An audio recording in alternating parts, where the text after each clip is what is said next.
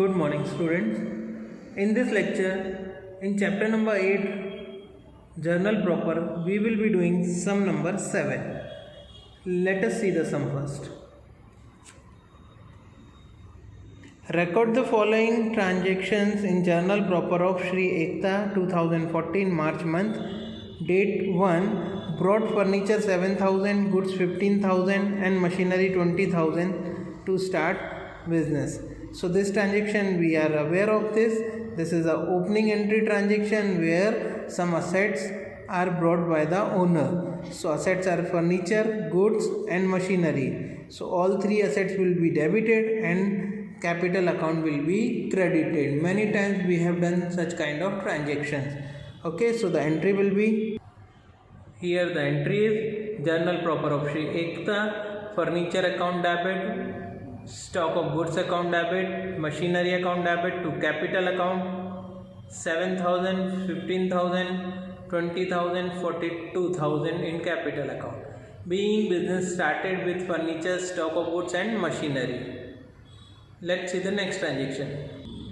Scientific calculator of rupees 2,000 and cellular phone of rupees 25,000 purchased from Kamlesh Trader. So friends, here scientific calculator you can call it stationery expenses and cellular phone will be recorded as cellular phone. So both the things are purchased from Kamlesh Traders, that is on credit. So here Kamlesh Traders account will be credited with the total amount, that is 27,000, and stationery expense will be debited with the amount of calculator, that is 2,000, and cellular phone will be debited with its amount, which is 25,000. So let's see the entry. Here the entry is stationery expense account debit 2,000, cellular phone account debit 25,000 to Kamlesh Trader 27,000, being purchased calculator and cellular phone from Kamlesh Traders. Okay, let's see the next one. Transaction number 3 says fan of rupees 2,500 purchased for household by giving goods of rupees 3,000. Here friends, fan is purchased for the purpose of household, that is drawings, right? Personal. So drawings account will be debited. What else? Against that goods is given, so it is going out of outflow of goods other than sales. So goods account will be credited, that means purchase account will be credited. We know when there is outflow of goods other than sales, purchase account is credited. So entry will be drawings account debit to purchase account. Here the entry is drawings account debit to purchase account 3,000. 3,000 being fan purchase for household by giving goods. Okay friends, next. Transaction number 4 says drew a bill of rupees 8,000 on Namrata, which he accepted and returned. So here we are writing a bill on somebody, that is Namrata, and she is accepting and return it to us. That means the bill becomes bill receivable for us and Namrata is the giver. So bills receivable account will be debited and Namrata's account will be credited. So here the entry is bills receivable account debit to Namrata account 8,000. 8,000 being Namrata accepted a bill for us.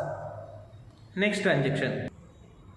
A bill of rupees 6,000 drawn by Bharat accepted by us and returned to him. So friends, bill is accepted by us, drawn by Bharat. So same will be a bills payable for us. Okay, but before that I think we have missed a transaction. Let us see transaction number 5. Bill of Namrata endorsed to Aisha against her debt of rupees 8050. So here friends, in transaction number 5, bill of Namrata, the bill of Namrata was of 8,000, just which is given in transaction number 4. So bill of Namrata, that is of 8,000, endorsed to Aisha against her debt of rupees 8050. That means rupees 8050 was payable to Aisha, for which a bill of rupees 8,000 is given in the settlement. That means the remaining 50 rupees will not be paid. So this 50 rupees will be one kind of interest to us. So not interest, one kind of discount to us. So it is an income. Okay, so we will be writing off Aisha's account by 8050 because her account will be written off from our books of account by paying her the bill receivable of rupees 8000, and bills receivable account which is going out will be credited with 8000, and discount which we are receiving rupees 50 will be our income, so will be credited by rupees 50. So finally the entry will be Aisha's account debit to bills receivable account to discount account. Aisha's account debit will be 8050 to bills receivable account will be 8000, that is 8000, and discount will be rupees 50. Here the entries. Entry number 5, Aisha's account debit to bills receivable account to discount account 8050 is the Aisha's amount, bills receivable 8000 and discount rupees 50. Next transaction. Now comes the next transaction, that is 6-1. A bill of rupees 6000 drawn by Bharat accepted by us and returned to him. So friends, here we are accepting a bill which is drawn by Bharat. So the bill will be bills payable for us, which is a liability, so it will be credited, and Bharat is the receiver of bill, so Bharat's account will be debited. So entry will be Bharat's account debit to bills payable account. Here the entry is 6 number. Bharat's account debit to bills payable account being accepted a bill drawn by Bharat. Next transaction.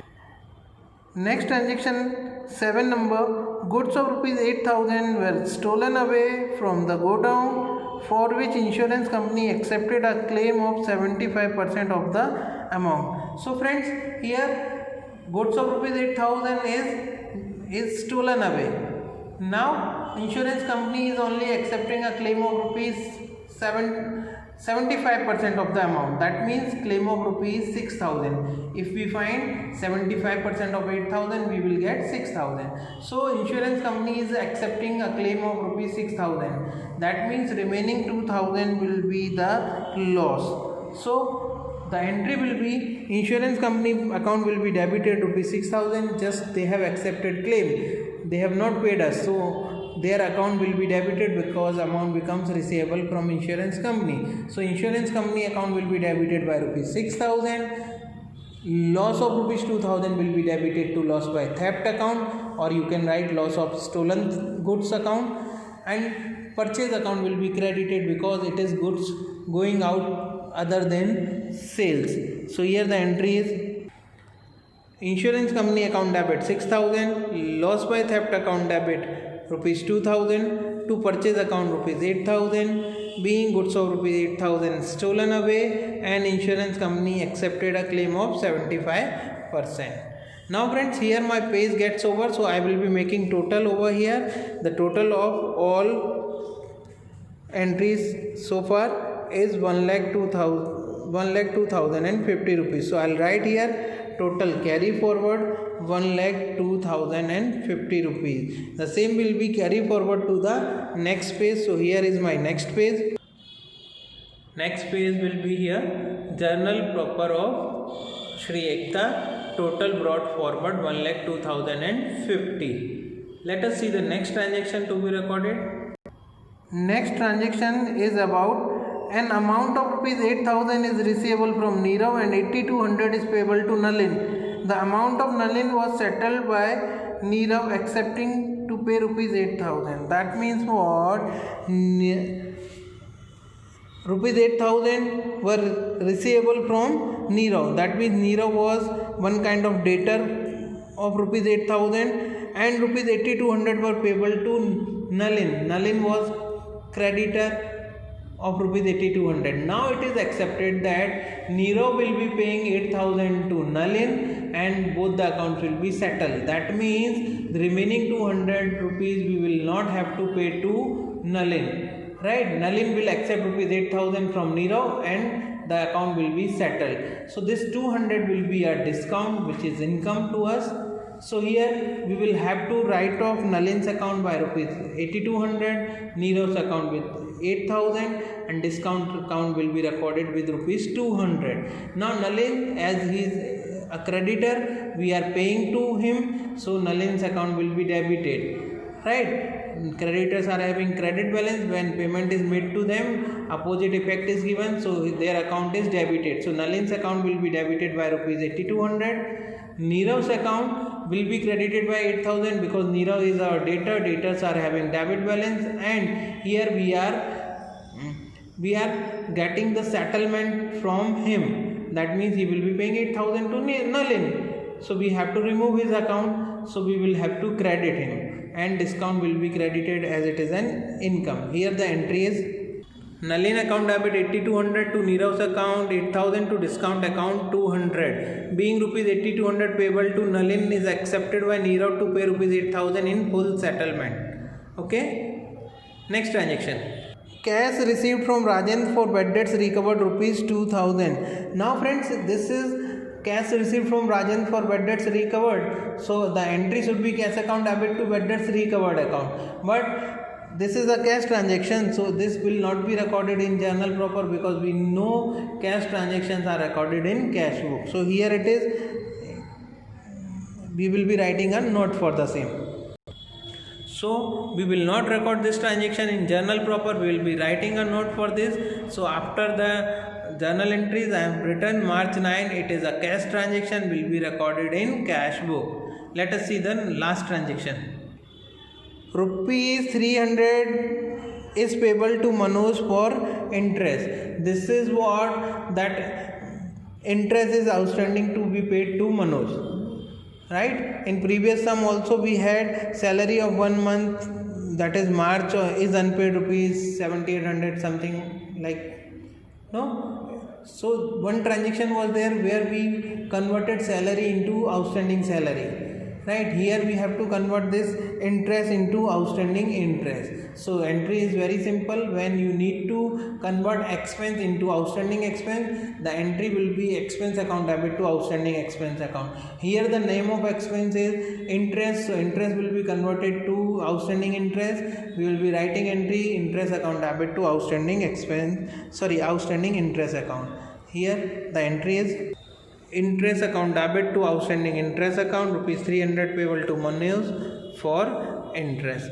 300 and 300 in both the columns. Here are sum number 6 gets to an end. We will be making total. Earlier we have brought forward total of 1,02,050. Now after writing these two transactions, our total comes 1,10,550. So this is our sum number 6. Next lecture we will be doing sum number 8. Actually this is not sum number 6, this is our sum number 7. Next lecture we will be doing sum number 8.